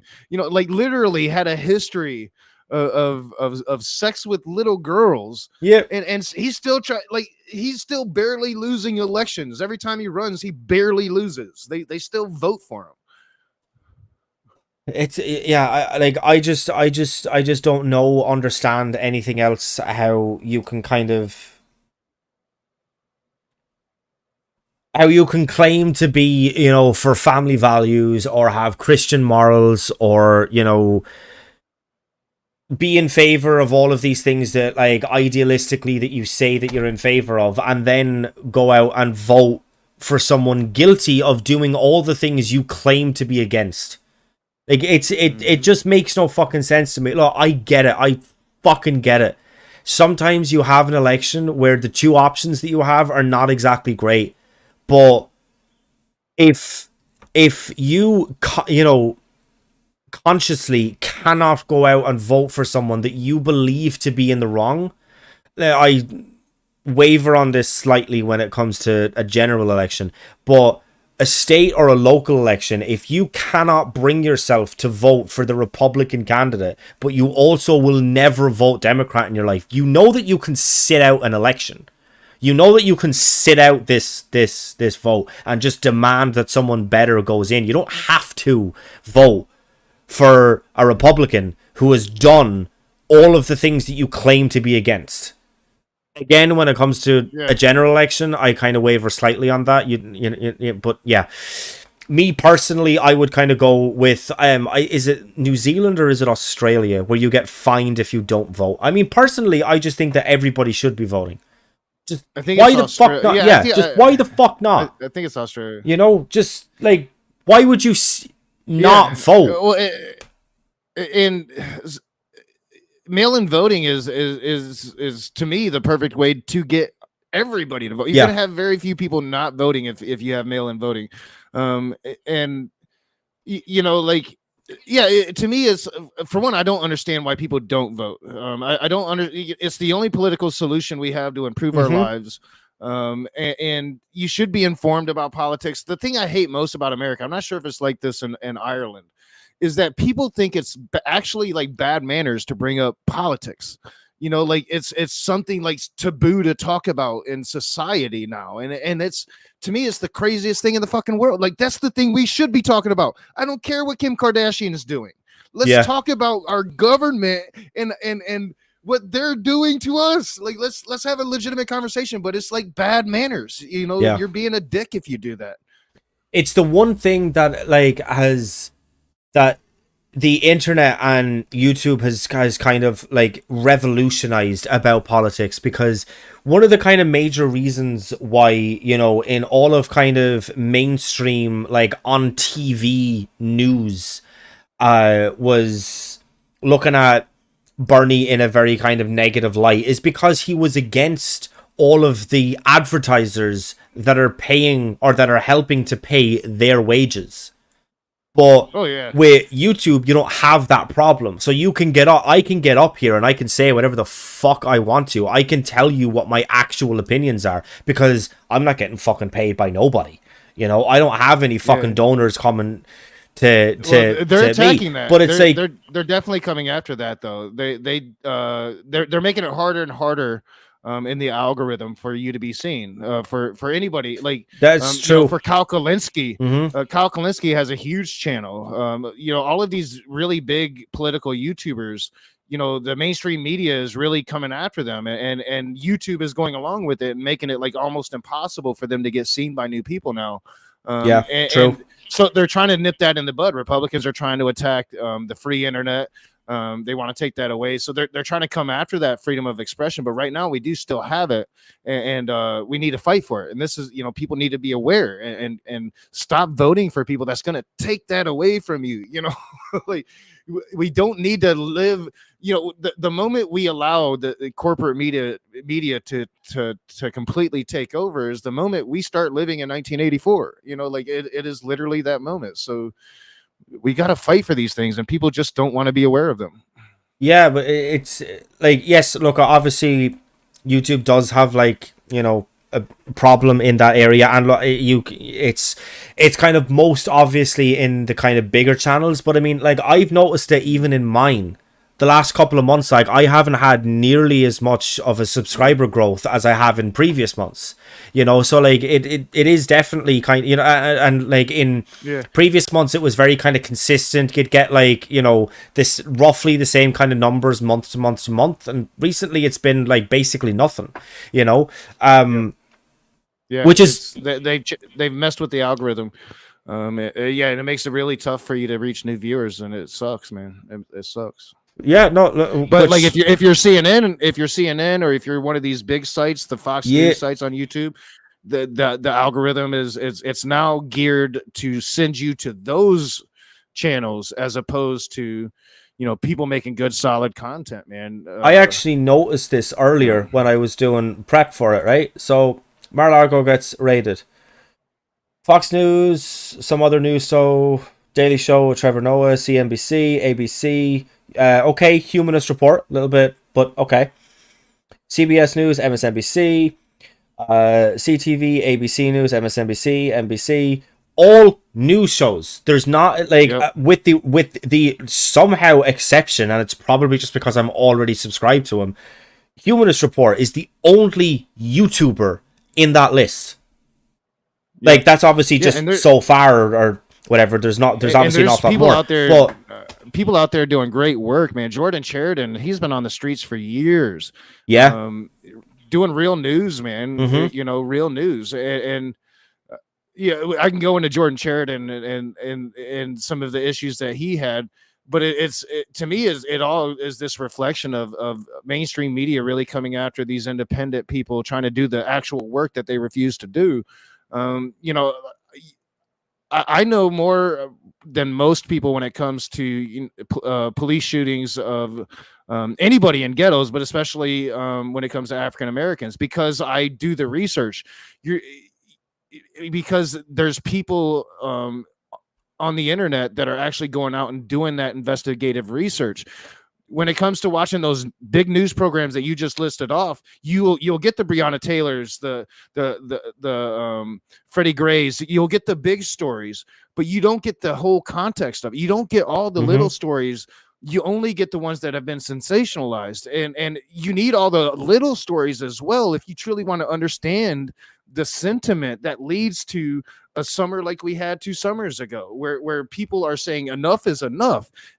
And if you don't have that full context, then it might be really easy for you to believe the bullshit that they're telling you, because you're not getting the full story. It's infuriating. And it's like I kind of alluded to it a little while ago. It's like when Trump is attacking the media, it's like, you're making it harder for the actual problems to be solved, because you're doing it in a wrong way, to where now we have to defend the media because you're making up lies when we should be talking about the real issue. And that's how our media is owned by corporations. They're owned by the vast wealthy, and we're not doing news anymore. We're not getting news. We're getting sensationalized stories. I can't pronounce it, but we're getting what they think is going to sell for their advertisers and their stockholders. It's all business. It's not news. Yeah, but so like that's kind of like the point that I was essentially trying to make. You definitely kind of said it an awful lot better than I did earlier. But it's just kind of, the new, like, if you're watching CNN and it goes to an ad break, right, you're going to get, ads from healthcare companies. You're going to get ads from like all of these sorts of things, and that's why they rail against someone like Bernie Sanders. But if you have someone who actually fucking cares about average everyday people and what they are going through and the struggles and the problems that they have, but they don't get nearly as like positive feedback or positive reviews or like anything else like that as your corporate person will, because they're the ones who are kind of saying that, like, no, when it comes to universal healthcare, when it comes to free college, when it comes to all of these things, that doesn't go in the interests of CNN, of MSNBC, of Fox News. So of course they're going to rail against it. Of course they are. Why the fuck wouldn't they? Yep. It's just... Yeah, they did the same thing to Elizabeth Warren when she ran in 2020, when she in the primaries, which was the disappointing thing of that for me is, like, even after they pretty much gave her no time, they didn't allow her message to get out at all, she still backed Joe Biden. You couldn't throw your support to proving that she's more corporate shill than actual progressive. But just the little bit of resistance that she would give, especially when it came to the banking system, that alone was enough for them to do pretty much the same thing to her that they did to Bernie for 2 cycles, right? The same thing that they'll do to Bernie if he runs again, which at this point I wish somebody else would, because I think he's too old. But really, we don't have anybody else at this point. AOC, it's not time for her yet. No. For me, she needs another 10 years, probably get into the Senate, but right now Bernie's all we got, and they'll do it to him again in 2024, just like they've done it the last 2 seasons. It infuriates me that they try to pretend like they did not cheat Bernie again in 2020. No, you did. Like, we have like the proof of it. Like, we actually have proof of that what you did in 2020. Yeah, I was just going to say, I do absolutely agree. I think that, If AOC had a little bit more kind of experience behind her, yeah, I think that she'd almost be an ideal candidate. But yeah, no, she's just not really experienced enough. And look, as I kind of said on the last time that I was talking about this specifically, about presidential run for AOC, there's an awful lot of kind of problems there, and she started off like amazingly, but kind of like in the last kind of 18 months, 2 years, she's really kind of, she's definitely been playing the game. Yeah, she's been playing the game more. Yeah. Which, in terms of like how that looks, and of what voters are going to kind of think of and what they're going to remember when it comes to potentially voting for her, I think that's gonna bring an awful lot of problems. And I get that she's playing the game, and I get that she's doing like what she probably feels like is best to do in her situation. But I just kind of worry about, are people going to kind of go, okay, well, yeah, no, she started off as this fantastic progressive. We've never seen anybody like AOC. She's aggressive. She's like fighting for all this stuff. But eventually she's kind of moved on to kind of being more kind of in line with everybody. Obviously still as kind of progressive, but just more so in line. I think, are people going to worry about that if it comes to a situation where they're voting for her for president? Well, yeah, and I think that they definitely will, and I think in order for her to keep power, she's probably going to have to play that line. But yeah, like I'm with you, because I want to see more people farther to the left than AOC coming in. Mm-hmm. But what I don't want to see is the real people that we are getting to take office. Like AOC, she was a real person. She was a real activist with real beliefs. To see them, and I'm not saying she sold out yet, but to see them start playing that political game and not being that, I don't know, that fiery person that me personally, I was gung-ho for I don't know, 4 years at least. Yeah, it is disappointing, and it's like power corrupts, and can power corrupt anybody? It's the scary thing, and yeah, I think it's frightening, because I want to. I don't want to see that slip more to a moderate position. I want to see more and more left positions getting elected. And the only way I think that that's going to happen is if the AOCs and the Cory Bookers and the squad, if they're all staying to the left and getting more progressively left as they come out with more and more policy. And I think they've done that in some regards, but I think definitely they've all started playing that game, and it's disappointing to see, without a doubt. Yeah, no, look, yeah, absolutely. I think, like, look, if we're kind of doing the idealized version of who should run in 2024, if we're playing the idealized version, I'd probably go with someone like Nina Turner. I think that she's just fantastic, but I also think little bit of an underdog as well. She's not nearly as kind of well known. I don't think that she's not necessarily a part of the squad, but she's an underdog. Katie Porter, I think, is fucking fantastic, man. Like, she literally walks really in good against the Banks, man. It's fantastic against them, man. She walks into these fucking hearings. She's a fucking whiteboard with her, and she's with a marker doing the fucking maths in front of them. It's incredible, absolutely incredible. She takes calling out the oil execs. She takes that was classic. No bullshit. It's just she's like my favorite right now. I think. Yeah. You nailed it on the head. If she just had more name recognition, if she keeps doing what she's doing, she's gonna get it. I think without a doubt. Without a doubt. But yeah, she would be like probably my top pick right now. She would be the person, like, all right, Bernie, if you're getting your foundation to go again, and he's saying he's not going to run against Joe Biden if Joe Biden runs again, but why? I mean, to me, that's betraying the country. Yeah. If you're doing it, get those gears revved up for a person like Porter, or Nina Turner. Yeah. That would be ideal for me.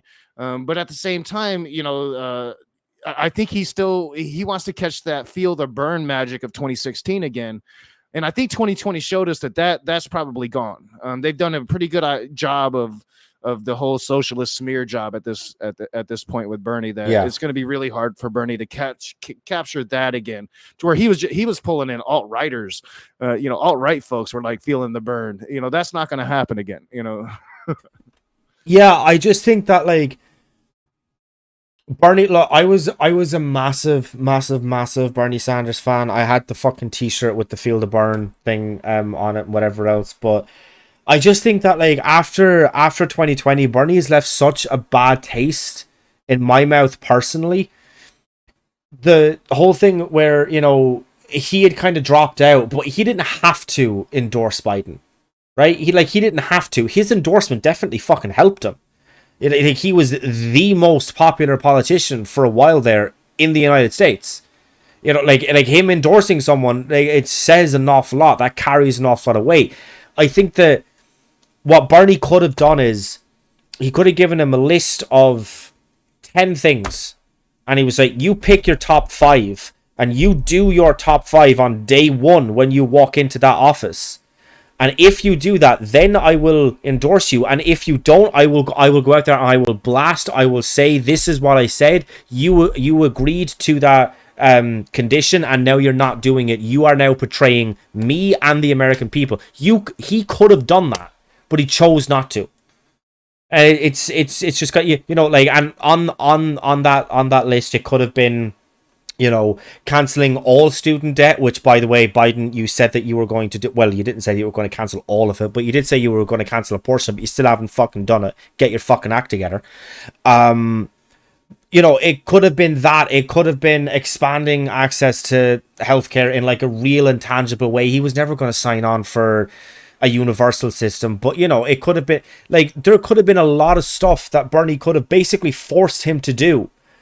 Legalize weed. There we go. Just sign a piece of paper, legalize it federally, take it off of the Schedule 1 fucking Class A narcotics, wherever the fuck it is. Legalize weed. That could have been one of those things on it. It's literally signing your name at the bottom of a piece of paper. That's it. That's all you need to do that. He could have gotten all of those things, and he just didn't. He chose not to, and it kind of. The only reason you don't is because you're bought by the pharmaceutical industry. It's the only reason you don't, because politically, it's practically suicide not to. And like, if he were to do it, it would be political suicide to reverse that for the next. For anybody to come and reverse it again. Mm-hmm. So like, the only reason you don't do that is because the pharmaceutical company is your daddy. That's the only reason. And that's one of the things we know about Joe Biden is they are his daddy, always have been. Yeah, but so it's just kind of like, in that situation that Bernie found himself in, he could have done an awful lot more than what he did. Instead, he took his L, which was undeserved and everything else, but he did take his L, and he just backed Biden straight away. He endorsed him, whatever else. I understood the reasoning he put out for it. Because for him, like, getting a seat at the table would mean that he would be able to influence policy for the first time in his career. And I do agree with the sentiment. Yeah, having some left policy thrown into the mix is good, but he should have known what would happen is that, they're giving you a seat at the table, but it's an empty seat. You can say all you want. They're not going to actually do it. And we've seen that for the first year, they placated progressives, said they were going to do a thing, but they always knew Manchin wasn't going to allow that thing to be done. So now we're getting these very watered down versions of what we need to happen. Basically because they're corporate sellouts, and it's what's wrong with the Democratic Party. And it's what, people like me, and I'm fairly certain you were probably doing at the time, is like almost anybody besides Biden, like if it's not going to be Bernie, almost anybody besides Biden, we were screaming it. And we've been left to deal with it for the last almost 3 years now. I just think that one of the Democrats' biggest problem, right? What the biggest problem that they kind of have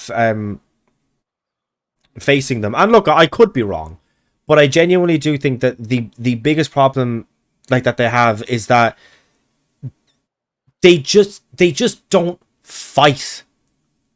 Not even as much as the right does, but they just don't fight at all.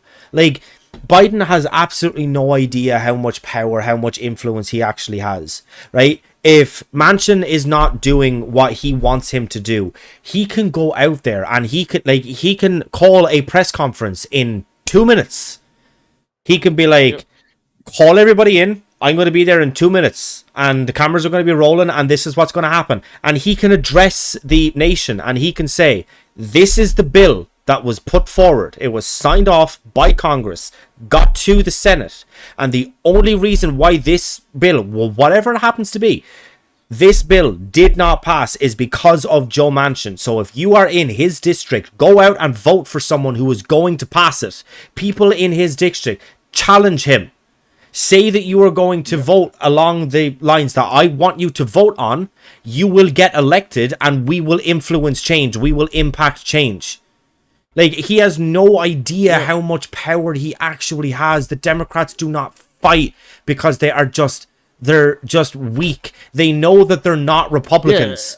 And they know that people are just going to go and vote for them anyway because they have a D next to their name. They don't fight. It's so fucking annoying.